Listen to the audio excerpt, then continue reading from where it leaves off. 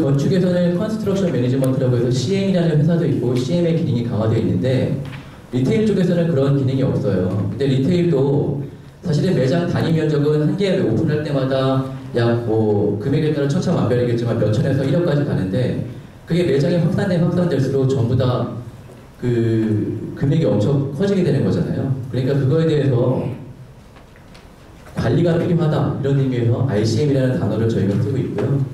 매장을 확산하고 매장을 관리하기 위해서는 RCM이 저는 필요하다고 생각합니다. 제가 오늘 RCM에 대해서 말씀드릴 때 네 가지의 큰 요소를 말씀드릴 건데 무엇을 말씀드릴 거냐면 매장 관리에 대해서 말씀드릴 거예요. 매장 관리가 단순하게 무슨 매장에 뭐 제품을 배치한 이런 관리가 아니라 공간을 구성할 수 있는 샵피팅에 관한 관리를 할 거고요.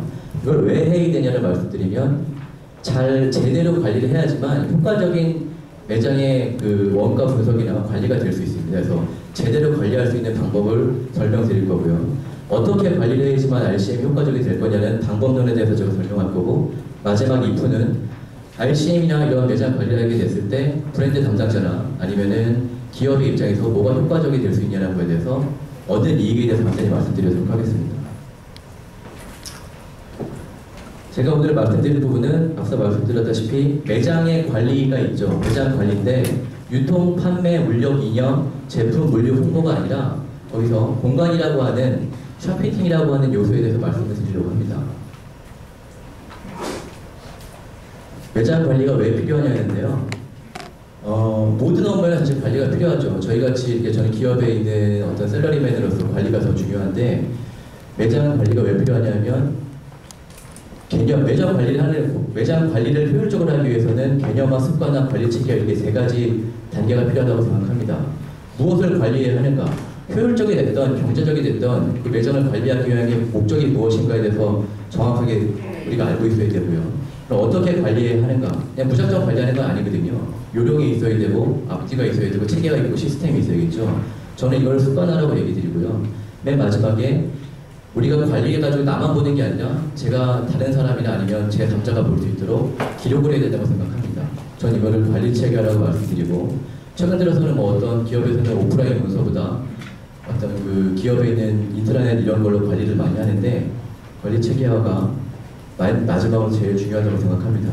사실 정조가 굉장히 위대한 나오는 칭송받는 것도 기록을 잘해서 그렇잖아요. 난중일기라는 이순신이 높게 평가받는 것도 그 난중일기가 나중에 후에 정조가 보게 돼서 이순신한테 이렇게 어떤 충무공이나 호를 내리고 이렇게 발전됐다고 하더라고요. 기록이 상당히 중요하다고 생각이 되고요.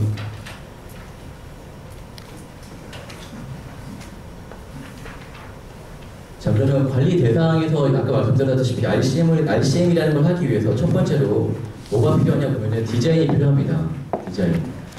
디자인은 지금 사실 리테일 매장은 국내에서 제가 말씀드린 리테일 매장은 좀 매장의 개수가 많은 업체들을 얘기합니다.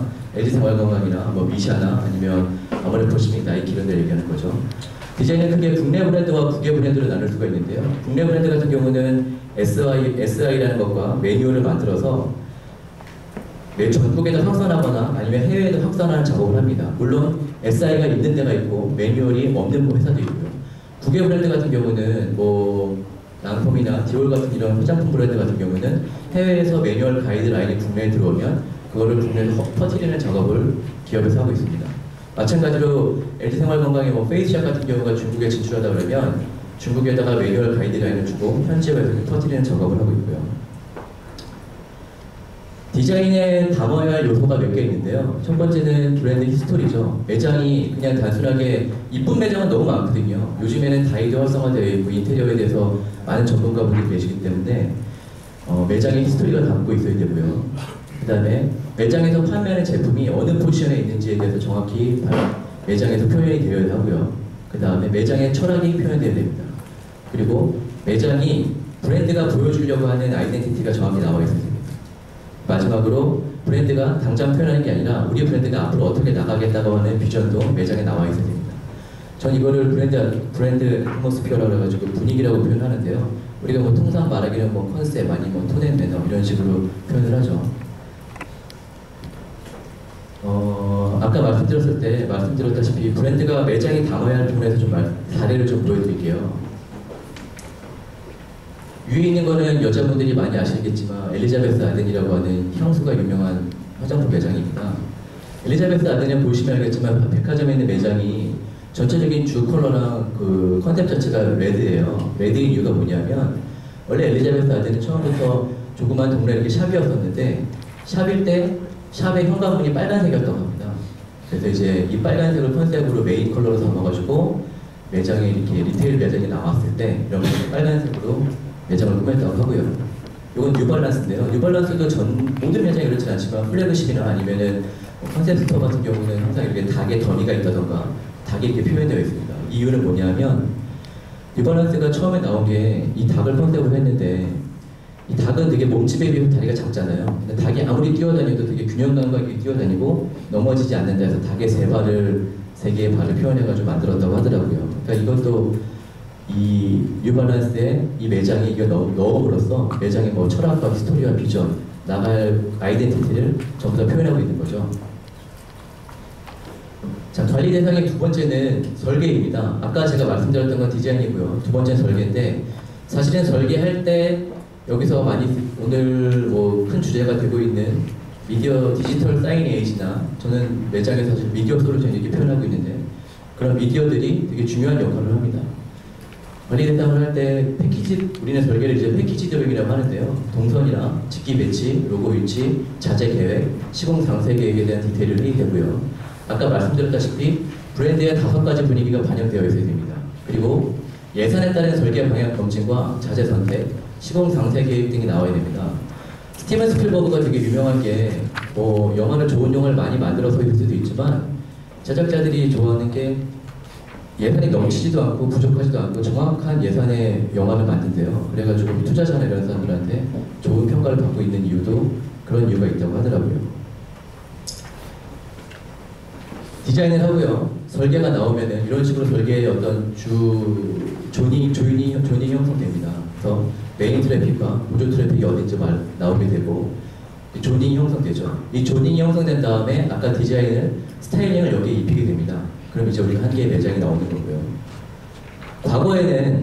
과거에는 제가 가끔 이렇게 뭐 강의를 하거나 얘기할 때는 사실은 디자인이나 설계할 때 여기서 끝났었어요. 근데 제가 이 세미나 같은 걸 하면서 여러분들이 제가 또 이제 기업에 있다 보니까 많은 정보를 주시는데 올해 초부터 제가 되게 관심 있게 보는 부분은 사실은 이 빅데이터 부분입니다. 매장의 빅데이터 부분. 설계 시에 이런 게 반영이 된다고 하면 되게 좋을 것 같아요. 그래서 제가 이제 말씀을 드릴게요. 매장이 그동안은 아까 말씀드렸지만 이쁜 매장 많고 뭐 누가 봐도 블로그에 많이 올린 매장들 많아요. 근데 그게 정량적으로 분석하기 쉽지가 않습니다.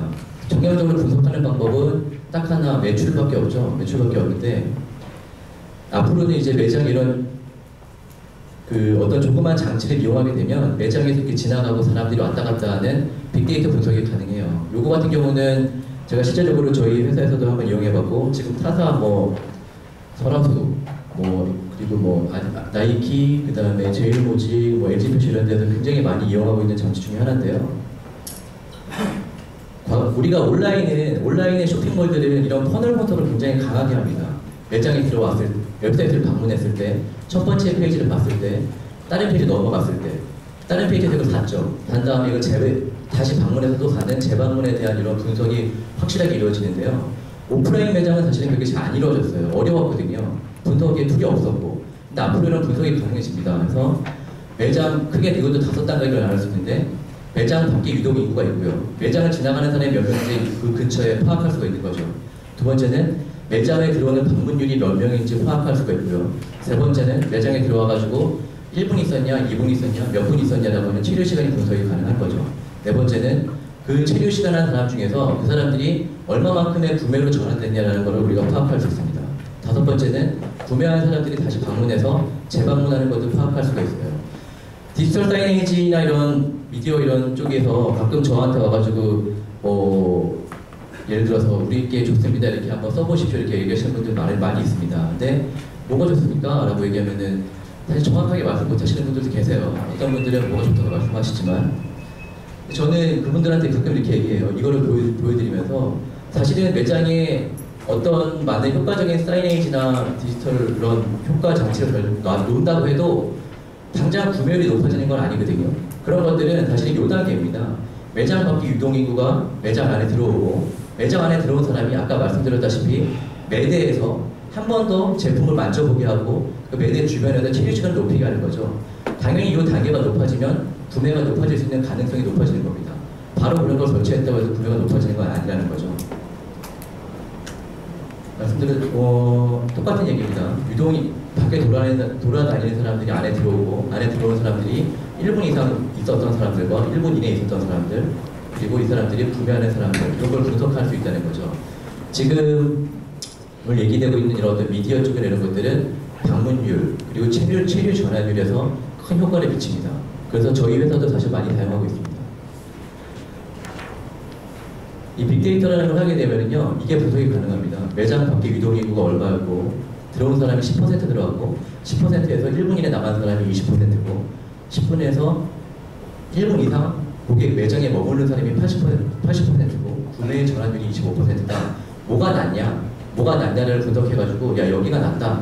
여기에 우리가 어떤, 아까 얘기했던 뭐 글래스틱이나 이런 거를 여기에 효과적으로 배치하자. 이런 게 나오는 거거든요. 이런 것들이 사실은 설계 단계에 이루어져야 되는 거예요. 처음에 매니어 잡을 때. 그래야지만 됩니다. 후에 나오겠지만, 대부분 디자인이나 아니면은 인테리어 하시냐, 이런 브랜딩 하시는 분들이 이런 미디어나 이쪽에 대해서 좀 관심이 없는 것도 사실이겠죠. 왜냐하면은 미디어는 큰 비용이 들어가는데 바로 ROI나 어떤 그런 매출로 발생되기 힘들거든요. 그러니까 실무자들 입장에서 이게 설치해놨는데 아무리 효과가 없으면은 약간 좀 회사 다니는 사람들이니까 좀 욕먹을 수 있고 아니면 좀 민망할 수 있잖아요. 그래서